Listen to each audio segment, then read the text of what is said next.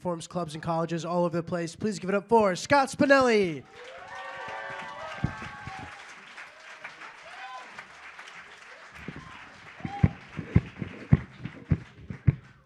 Bring it to the appropriate level.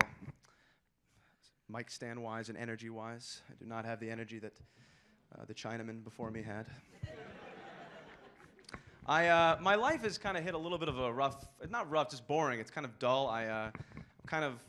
I've fallen into like the sort of thing where you're kind of like your parents. You know, nobody at 24 wants to say like, I'm living my parents' life. Other than I suppose like Barack Obama's kids probably would like that, or LeBron James's kids. But I just have gotten into a point where like I have a job, and I work 2 jobs actually. Both are, they're nice jobs. I work in television, behind the scenes, because this is the face for radio, as my mom said. And I just decided.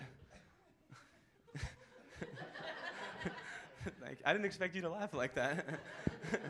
He's got that, like Jadakiss laugh. I don't know. Does anybody know who that is in this room? We got a very white audience. Yeah. All right. Good. Oh, sorry. Excuse me. Sorry. A very mixed crowd. Back to my life. Like I said, it's a little boring, and I need to like do more exciting things. I'm also a substitute teacher, which is just so boring. I mean, it's gotten to a point where like I should have known something was up there with the substitute teaching though, because when I went in for to find out if I was certified, I thought I was going to be working with kids and doing great things with them, and they were like, listen, have you either graduated from high school, been to a high school, or driven by a high school at any point in the last 10 to 15 years? I was like, actually, as a matter of fact, I graduated from this high school. That's good enough. Good. Get in there. Be somebody. I just, so I don't. The most interesting thing I've done recently, I went to a strip club for the first time. Yeah, I know. It's exciting. Well, I figure I pay for women normally, and at least there's a chance that I might have sex with them then. I don't feel like I should just pay for you to dance in an area around me. It's like this ridiculous. It's just such a fucking stupid concept. Like, no, she really likes me, bro. I really think so. Hold on 1 second. Let me go to the ATM. She might like me even more then. Like, at least if I go out to eat, this is gonna get real negative. I'm like, I fucking hate that. No, let's go back to the jokes. So I'm at this. I knew it would turn there. So I went to this club in Toronto. It was a very clever name. It's called a men's club. And we get there, and it looked like a Burlington coat factory. Like, it was not a... But I walked in, and it was like walking into Agrabah. Like, it was this amazing area. Agrabah is, where Aladdin lived. And that's where he was from. So we have a lot of stunted youths here. I remember when I was a kid, my dad came home with The Lion King on VHS, and I could not get over that concept that, like, you mean I can watch this whenever I want? I can watch this go on forever without fail. And actually, I did. I love that movie. I watched Aladdin. I was watching it recently, actually, where I never realized how short the Sultan is. He's like a midget. He's like this tall. And like Aladdin and the Jasmine, who was fucking smoking, by the way. You ever had that conversation with your friends? Which Disney character you like to have sex with? I had that conversation recently with one of my friends. I said, we'll get back to the strip club in a second. I just want to talk about this for a minute. I said to one of my friends, I was kidding around. I said, my personal pick, and no knock on Jasmine, but was Nala from The Lion King. I was like, and my friend, I swear to God, he goes, whoa, the one that Matthew Broderick, the older one, was fucking, or Jonathan Taylor Thomas version? I was like, oh, Matthew Broderick, of course. And I realized, like, was that his problem? Like, bestiality's fine, but statutory rape is where he draws the line. Like, that, I don't fuck with, not the two together. That's disgusting. It's fucking gross. But anyway, so we're in this strip club. And I'm in this strip club, and like I said, I'd never been there before, and this place was just absolutely insane. I get in, and the guy says to us, he goes, all right, here's how it works. Every time you buy a strip club, we're going to give you a little certificate, and you can cash them in for prizes. I was like, what are we at, a Chuck E. Cheese? Like, what the fuck is this? It was literally the Chuck E. Cheese of strip clubs. Like, you get, it was something, and I checked it out, it was like 25 for a, it was like something like 25 for a leather wallet, I think 75 for venereal disease, and 150 for a Nintendo Wii, or something like that. Or it might have been the reverse. Now I think about it, like 150 for the venereal disease and 75 for the Wii. But the experience was it just blew my mind. And I'm like a kid in a candy store because like everybody's got their thing that they love. I love prizes. I love going down the boardwalk and playing the crane games. That's my thing. Some people watch the NHL. I like crane games. You got shit that you keep private. That's one of my things. I just really love crane games. And So I'm in on the prize front, I'm in on the vagina front, and I'm also in, because I go to the bathroom, and it's like walking into a candy store. Now, it was a little freaky how much candy there was in this bathroom, like individually unwrapped Starburst and Sour Patch Kids, which I don't know how, like, whose job that was to take them out of the bags and singularly put them down. And then the, what's the purple and white candy that nobody's eaten since 1974? Yeah, well, we got some fans in the back there. They're just, those ones they had, and it was just a wild time, because we were staying with a friend, and we go back later, and I forgot this part in the beginning, but one of the reason we went to this club was because one of my friends who we were staying with, she was a dancer.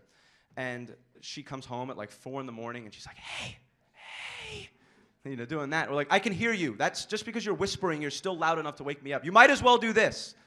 So she was waking me up. She's like, listen, you want to go get some drinks? I was like, it's 5 in the morning. I don't want to get drinks. No, it's okay. We know, it's one of my friends from the club who was also a stripper. They keep the lights down low, and we go out and get drinks there. I was like, oh, that sounds safe. That's my idea of safe. 5 in the morning, drinking in a stripper-owned club with the lights off. That's safe as far as I'm concerned. But I realize, you know, you need to do fun shit. Like, you don't need to get so worried and tense about things. Like, I think the problem is that there's too many like things that are taken serious. Like, for instance, video games are way too serious. I was playing a baseball video game that literally got rained out recently. I'm not even joking. Like, that's a funny joke. You're laughing, right? But I swear to God that happened. I actually, like, I went to the mirror, to the window. I was like checking if the outside weather had anything to do with the game, and they were like, they come on and they just go, we'll see how the weather is tomorrow. It's like, I paid for you. This is not a debate. Like, you just, when I turn you on, we play. That's how it goes. This is not like, it's not up for debate. But Nintendo Wii, with like all these Wii games, as soon as it's gonna get to just Wii errands, where you go to the store to get milk, and you come home, and you forgot to get stamps. And that's just the whole fucking game. Like, there's just nothing more to it.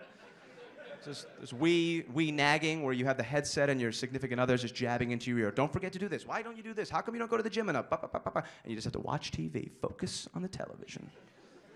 Wii unsatisfactory oral sex comes with a cordless, responsive cock sleeve that you just slip right on there. Let me make them more. But comes with the.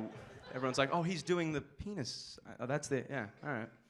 It's one size does not fit all in that instance. But at any rate, yeah, and then the TV shows too. Like, do we have any Food Network fans here?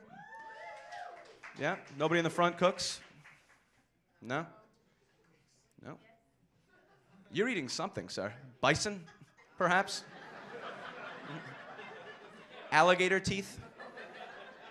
I'm just fucking with you. Anyway, no, but I think somebody needs to tell these people from the Food Network, like, just turn on CNN. I mean, like, relax with some of these show titles. I mean, like, Cupcake Wars? Really? Cupcake Wars. How about just Cupcake Disagreements?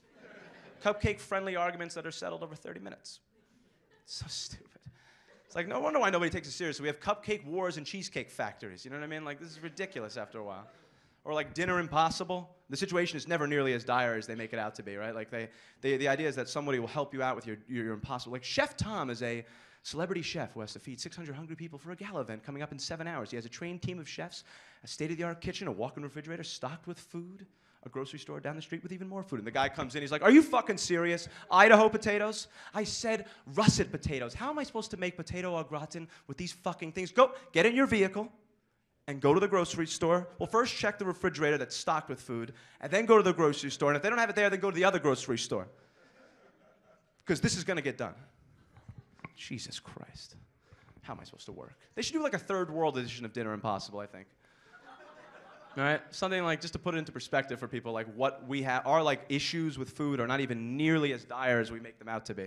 All right, like just comes on, the woman comes on. 3 of your 17 children have been stricken down by malaria in the last 18 months.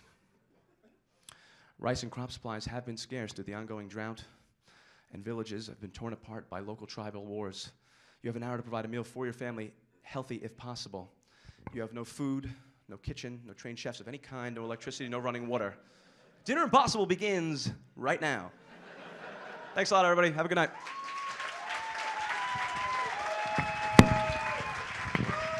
I'm going to hand this to you. Here you go. Nice job, dude. Very funny. Very, very funny stuff, guys. All right.